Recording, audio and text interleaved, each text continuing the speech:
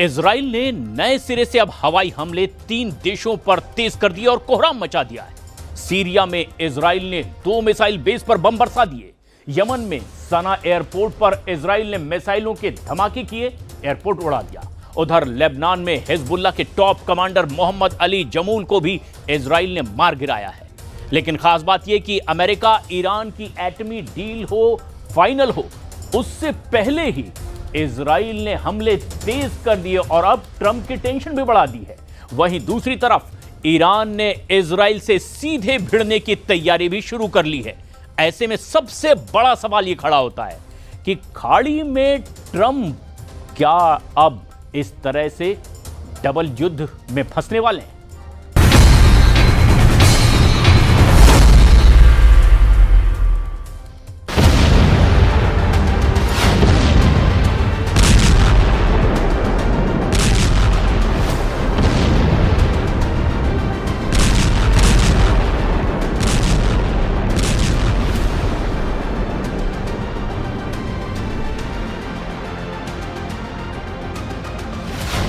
Israel ने Syria में दिखाया तेहरान तबाही का ट्रेलर।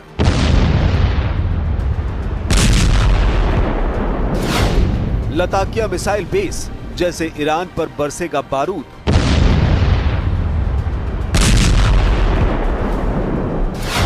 खामेनेई के एटमी बेस झेलेंगे तारतूस जैसा विध्वंस।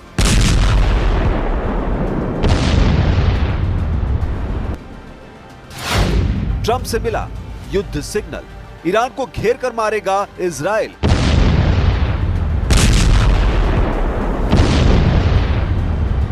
दुश्मन जब धमकियों का सहारा लेते हैं, इजराइल धमाके कर दहलाता है। ईरान की धमकियों का जवाब नेतन्याहू ने जंगी जेट से बारूद बरसा कर दिया है। इजराइल ने दुश्मन के मिसाइल बेस को उड़ा डाला है। सतह से सतह पर मार करने वाली मिसाइलों के गोदाम को जलाकर इजराइल ने खाड़ी देशों में कोहराम मचा दिया है। हमला सीरिया में हुआ, लेकिन आग की तपिश खाड़ी के कई देशों तक पहुंची है। ईरान ने इजराइल की पावर का ट्रेलर सीरिया में देख लिया है। सीरिया की सरकारी समाचार एजेंसी सना की रिपोर्ट के मुताबिक इजराइल ने सीरिया के लताकिया और तारतुस में जंगी जेट से हथियार डिपो बर्बाद कर डाले।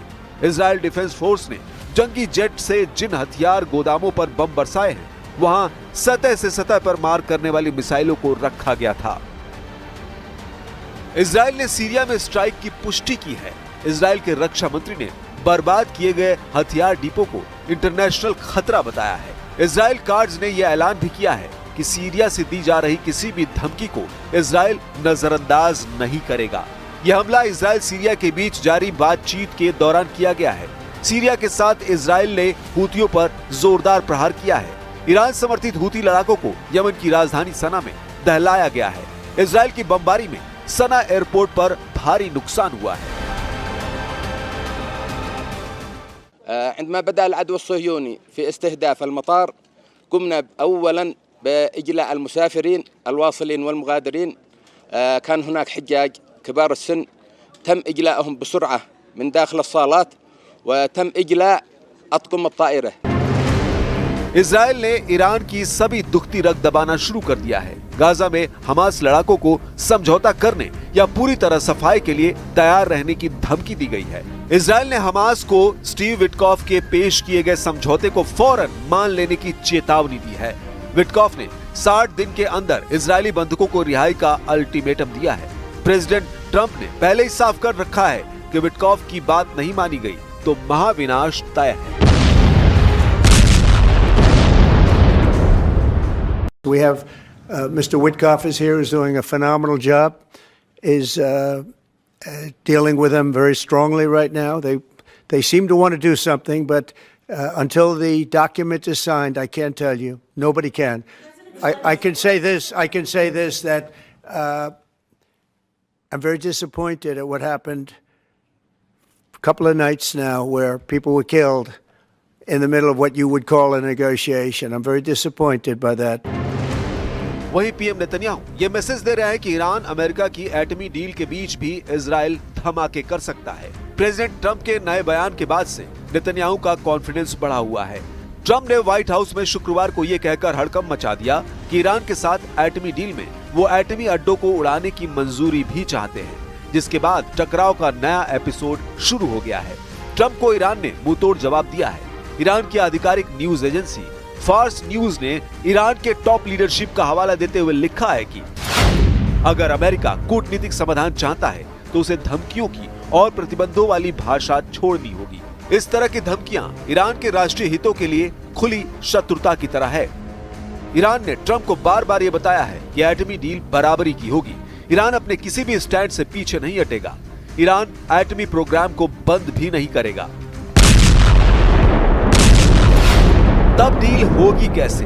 डील नहीं होगी तो क्या इजराइल सब कुछ देखता रहेगा? यकीनन नहीं। इजराइल अपनी सुरक्षा के लिए जोखिम उठाएगा, ईरान के एटमी अड्डों को दहलाएगा।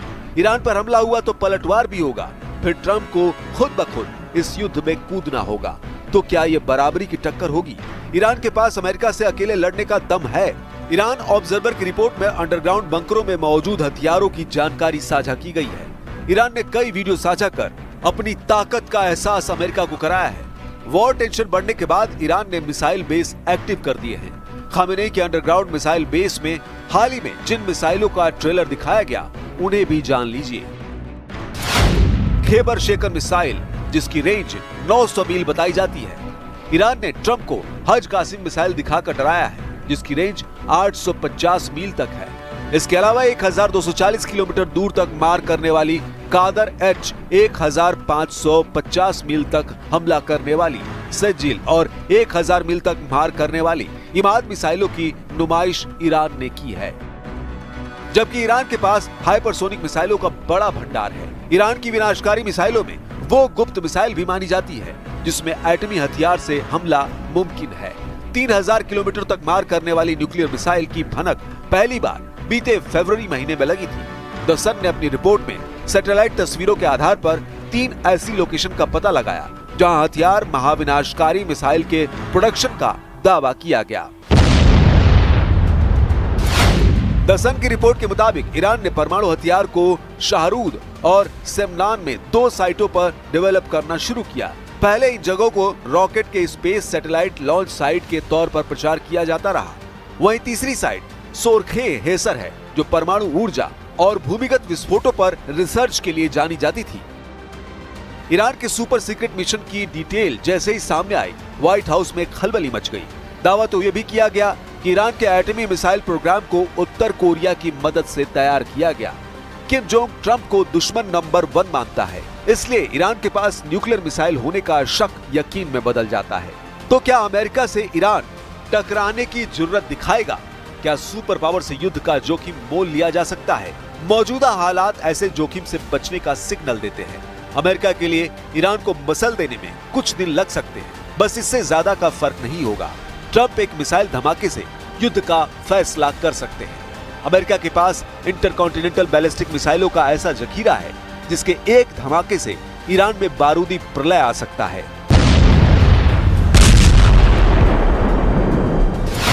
अमेरिका की LGM 30 मिनटमैन की रेंज 14,000 किलोमीटर है। अमेरिका ने जमीन से, समंदर से और आसमान से हमला करने वाली मिसाइलों का न्यूक्लियर ट्रायड बना रखा है। सुपर पावर के जंगी जेटों और बमवर्षकों का तोड़ दुनिया में किसी के पास नहीं। अमेरिकी नेवी का एक जंगी बेड़ा ही ईरान की तबाही के लिए काफी है। ऐसे ताकतवर देश से भिड़ने पर ईरान का बचना मुश्किल है। तो फिर युद्ध का उतावलापन क्यों? बात कुछ और है। खामेनेई की इस बात पर गौर करिए। ईरान का मकसद अमेरिका से युद्ध के बजाय इजराइल की तबाही है। अली खामेनेई ट्रंप को धमकाने के साथ इजराइल को धरती से मिटाने की धमकी हर बार क्यों दोहराते हैं, इसे समझिए। ملت‌های دنیا عصبانی‌اند، ناراحتند تا اونجایی که اطلاع دارن از بسیاری از مسائل، از جنایات کشورهای دنیا، ملت‌های دنیا اطلاع ندارن. اینی که می‌بینید تو خیابان‌های اروپا و حتی آمریکا علیه رژیم صهیونیستی شعار میدن به خاطر اطلاعات محدود اونهاست. اطلاعات بیشتری داشته باشن، بیشتر از این هم میکنن. نتیجه این حرفایی که عرض میکنم اینه که این گروه تبهکار باید از فلسطین ریشه کن بشود. सारे फसाद की सुई घूम फिरकर उसी जगह पहुंच जाती है जहां से हमास इजराइल युद्ध शुरू हुआ। ईरान ने हमास के समर्थन में इजराइल पर मिसाइल हमला किया। इजराइल ने मिसाइल हमले के जवाब में ईरान के न्यूक्लियर अड्डे पर बम बरसाए। युद्ध चलता रहा। इस बीच ट्रंप दोबारा राष्ट्रपति बने। उन्होंने आते ही ईरान पर नकेल कसनी शुरू कर दी। ट्रंप के पास ईरान को काबू में लाने का सबसे बड़ा नुस्खा एटमी डील है, जिसे उन्होंने ही साल 2018 में तोड़ा था। I am announcing today that the United States will withdraw from the Iran nuclear deal. अंतर्राष्ट्रीय परमाणु ऊर्जा एजेंसी की माने तो ईरान परमाणु बम बनाने के बेहद करीब पहुंच चुका है। इसलिए अमेरिका की तरफ से उसे बार बार चेतावनी मिल रही है, मगर ईरान ने अब परमाणु प्रोग्राम पर झुकने से साफ मना कर दिया है, जिससे युद्ध का माहौल बन गया है। हालांकि इससे भी बड़ा एटमी युद्ध का खतरा तुर्की की तरफ से बढ़ रहा है, जहां इजराइल के हमले के बाद तुर्की शांत नहीं बैठने वाला।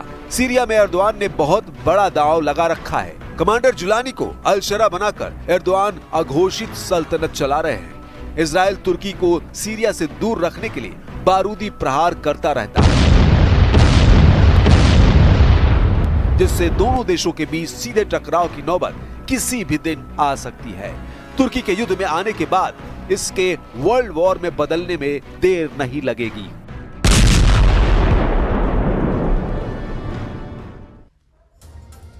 रूस अब यूक्रेन पर पूरी तरह से कब्जा करने के लिए अंधाधुंध हमले कर रहा है। एक के बाद एक कई इलाकों को पूरी तरह से राख में मिलाने पर तुले हैं पुतिन। और हालात ये हो गए हैं कि अब ज़ेलेंस्की ने भी अमेरिका समेत तमाम नेटो देशों से कह दिया है कि अगर रूस को इस वक्त नहीं रोका गया तो पुतिन का रूस कई नेटो देशों पर भी कब्जा कर लेगा। और कुछ वॉर एक्सपर्ट्स का तो दावा है कि पुतिन पूरे यूक्रेन को ही निगल सकते हैं।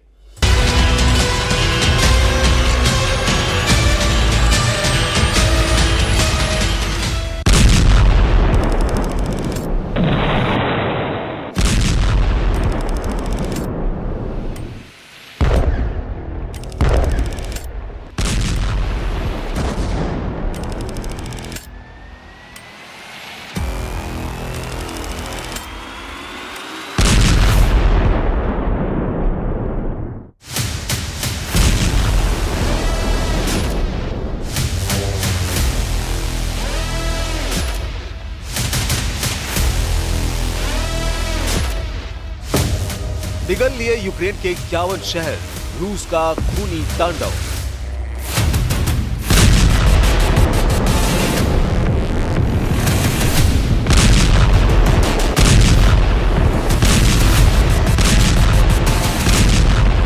लगभग 1200 से ज्यादा दिन की जंग में रूस ने यूक्रेन के लगभग 21% से ज्यादा इलाके पर कब्जा कर लिया है।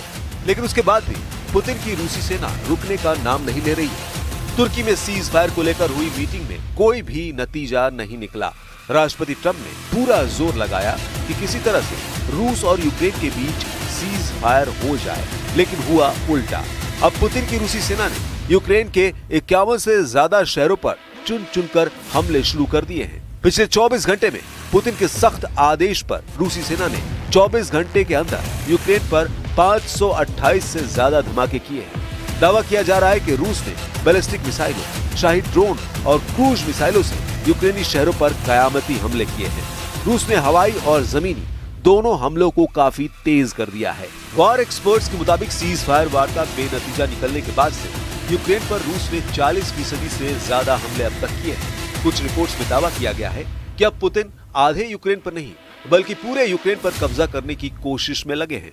इधर ज़ेलेंस्की को ट्रंप की तरफ से मिला जंगी धोखा पूरे यूक्रेन पर भारी साबित हो रहा है। नहीं रुकेगी जंग, यूक्रेन के 5 प्रांतों पर कब्जा। रूस यूक्रेन युद्ध को 3.5 साल होने जा रहे हैं। अमेरिका के राष्ट्रपति डोनाल्ड ट्रंप भले ही कहते रहे हों कि वो युद्ध रुकवा देंगे, लेकिन पुतिन ने कभी भी ट्रंप को सीरियसली नहीं लिया। पुतिन का मिशन पूरी तरह से यूक्रेन पर फोकस है। यही वजह है कि रूस 1200 दिन से ज्यादा की जंग में यूक्रेन को धुआं-धुआं कर चुका है। पिछले 24 घंटे में जिस तरह से खौफनाक और खूनी हमले रूस ने यूक्रेन पर किए हैं, उसने जेलेंस्की की बोलती बंद कर दी है। यूक्रेन के 51 से ज्यादा शहरों और गांवों पर भीषण हमला किया है। इस हमले में 20 से ज्यादा लोगों की जान चली गई और कई घायल हो गए। यूक्रेनी राष्ट्रपति व्लादिमीर जेलेंस्की ने इस हमले की निंदा करते हुए एक तीखा बयान जारी किया और अंतर्राष्ट्रीय समुदाय से तत्काल कार्रवाई की मांग की। जेलेंस्की ने ट्वीट कर कहा, हमारी आपातकालीन टीमें लगातार जमीन पर काम कर रही है, जहां जरूरत है वहां लोगों को राहत दी जा रही है। जेलेंस्की ने लिखा, रूसी हमले की भयावहता का अंदाजा इसी से लगाया जा सकता है कि रूस ने एक ही रात में लगभग 300 हमलावर ड्रोन से अटैक किए हैं। इसमें अधिकांश ईरान निर्मित शाहिद 136B ड्रोन थे, जिन्होंने यूक्रेनी इलाकों को तबाह किया है। इसके साथ ही रूस ने करीब 70 बैलिस्टिक और क्रूज मिसाइलों से विभिन्न शहरों पर हमला किया। यूक्रेनी वायुसेना के मुताबिक रूस ने 14 इस्कंदर M और KN-23 बैलिस्टिक मिसाइलों से हमले किए हैं। इसके अलावा 250 हमलावर शाहिद ड्रोन से हमले किए गए हैं। यूक्रेनी सेना का दावा है कि उसने यूक्रेन की 6 बैलिस्टिक मिसाइलों और 128 ड्रोन को मार गिराया। रूसी हमलों से यूक्रेन की राजधानी कीव समेत Zhytomyr, Khmelnytskyi, Ternopil, Chernihiv, Sumy, Odesa, Poltava, Dnipro, Mykolaiv, Kharkiv और चरकासी क्षेत्र में भारी नुकसान हुआ है। And you and your team deal with a very stubborn Vladimir Putin. Do you look and Zelensky? Yeah. But do you look at this Very conflict stubborn Zelensky too. any differently now? Like, do you look at this and see Putin as the good guy or the bad guy? So I've known him very well. आबादी नहीं, पूरे Ukraine पर कब्जा।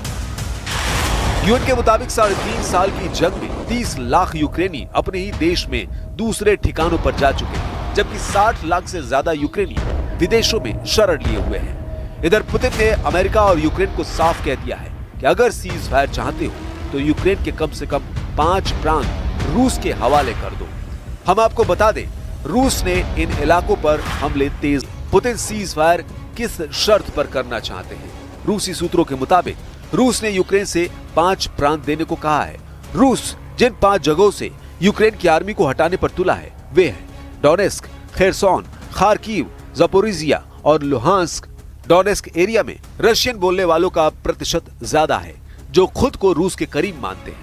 आखिरी census के मुताबिक Donetsk की लगभग 75% जनसंख्या रूसी बोलती है। वे कल्चरली भी रूस से जुड़े हुए हैं। इसके अलावा साल 2014 में क्रीमिया के रूस में विलय के बाद यहाँ के लोग खुलकर मॉस्को के सपोर्ट में आने लगे।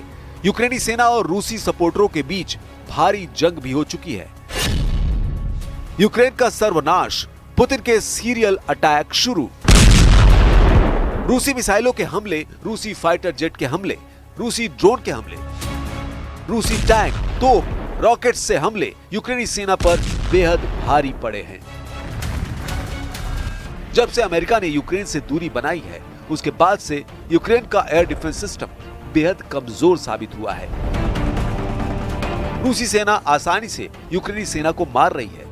एक मोर्चे पर 300 से 400 सैनिक मारे जा चुके हैं। हालात ये है कि महज 90 दिन में ही 472 मोर्चों पर 22,000 यूक्रेनी सैनिक मारे जा चुके हैं। पिछले 4 दिनों से जो तस्वीरें आ रही हैं, वो बेहद भयानक है। रूसी हमलों से यूक्रेन का खार्किव इलाका आग का गोला बन चुका है। अब आप ये भी जान लीजिए कि पूर्वी यूक्रेन के डोनेस्क में वे कौन से 7 इलाके हैं जहां यूक्रेनी सेना की बुरी तरह से हार हुई है। अमेरिका स्थित institute for the study of war यानी ISW के मुताबिक रूसी सेना महज 48 घंटे के अंदर यूक्रेन के 7 सीमावर्ती इलाकों में जबरदस्त बढ़त बना ली है। ISW के दावों के मुताबिक पूर्वी यूक्रेन के डोनेस्क क्षेत्र में सिवरस्क, टोरेस्क, पोक्रोवस्क और वेलिका नोवोसिल्का शहरों पर रूसी सेना ने कब्जा करने का दावा किया है। यहाँ तक कि यूक्रेन के ज़पोरिजिया क्षेत्र में बढ़त हासिल कर ली है। इसके अलावा रूस के बेलगरद शहर के उत्तर पश्चिम के मध्य डेमिडोवका, वर्खनोकाम्यांस्के और उत्तर दिशा की तरफ पोक्रोवस्क, वेलिका नोवोसिल्का पर पूरी तरह से कब्जा कर लिया है। रूस लंबे समय से यूक्रेन के लुहांस्क, डोनेस्क, खेरसोन और ज़पोरिजिया इलाकों पर सितंबर 2022 से कब्जा करके बैठा है। जहां कभी रूस को बढ़त मिल जाती है तो कभी यूक्रेनी सेना रूसी सेना को खदेड़ देती है। दोनों देशों के बीच युद्ध विराम पर सहमति नहीं बनने के बावजूद आपसी सहयोग के पहलू को दिखाता है। रूस के यूक्रेन पर बड़े पैमाने पर ड्रोन और मिसाइल हमले के कुछ घंटों बाद कैदियों की ये अदला बदली हुई है। यूक्रेन के राष्ट्रपति व्लादिमीर ज़ेलेंस्की और रूस के रक्षा मंत्रालय ने बताया कि शनिवार को दोनों पक्षों ने 307 सैनिकों की अदला बदली की। एक दिन पहले दोनों देशों ने सैनिकों सहित कुल 390 लोगों को रिहा किया था। तुर्की के इस्तांबुल में पिछले सप्ताह हुई बैठक में यूक्रेन और रूस के बीच बनी सहमति के तहत सैनिकों और आम नागरिकों को अदला बदली के तहत रिहा किया जा रहा है। हम आपको यूक्रेनी सेना के हमलों और दावों से जुड़ा वो वीडियो दिखा रहे हैं जब यूक्रेनी सेना ने दावा किया था कि उसने रूसी इलाके में घुसकर रूस के बेलगरद में तूफानी हमले किए और 30 से ज्यादा रूसी सैनिकों को ड्रोन और बम हमलों से मार डाला है। यूक्रेनी सेना के दावों के मुताबिक उसकी 47वीं मैकेनाइज्ड ब्रिगेड ने एक ऐसा ड्रोन फुटेज जारी किया है जो रूस के बेलगरद इलाके का है। यहाँ इमारतों, घरों और पाइपलाइन में मौजूद कई रूसी सैनिकों को मारने का दावा किया गया है। हैरानी की बात यह है कि अभी तक यूक्रेनी सेना ने कभी नहीं माना था कि वो रूस के बेलगरद पर कब्जा करने की कोशिश में जुटी है, लेकिन अब यूक्रेन के राष्ट्रपति ज़ेलेंस्की ने भी ऐलान कर दिया है कि रूस के बेलगरद में यूक्रेनी सेना मौजूद है और रूस के बेलगरद पर कब्जा करने की कोशिश में जुटी है। ज़ेलेंस्की ने दावा किया कि उनकी सेना रूसी सीमा क्षेत्रों में हमले कर रही है। वॉर एक्सपर्ट्स का साफ कहना है क्योंकि यूक्रेनी सेना के हाथ से पश्चिमी रूस का कुर्स्क इलाका निकल चुका है, इसलिए अब यूक्रेन रूस के बेलगरद पर हमले तेज कर रहा है। यूक्रेन को डर है कि रूसी सेना उसके सुमे और खार्किव इलाके पर कहीं कब्जा न कर ले। इसको बचाने के लिए यूक्रेन की 225वीं असॉल्ट रेजिमेंट पूरी कोशिश कर रही है, लेकिन वो रूस के हमलों के सामने टिक नहीं पा रही है। पुतिन की रूसी सेना ने इतनी तेजी से हमले किए हैं कि यूक्रेनी सेना रूस के कुर्स्क इलाकों से भाग चुकी है, जबकि रूस के बेलगरद से भी भागने लगी है। अब ऐसे हालात में रूस जिस तरह से यूक्रेन के 51 शहरों और गांवों पर 24 घंटे में खूनी हमले कर रहा है, वो साफ साबित करता है कि रूस अब यूक्रेन से आर पार की जंग करने जा रहा है, जिसमें अब हो सकता है कि रूस पूरे यूक्रेन पर कब्जा करने की कोशिश करे।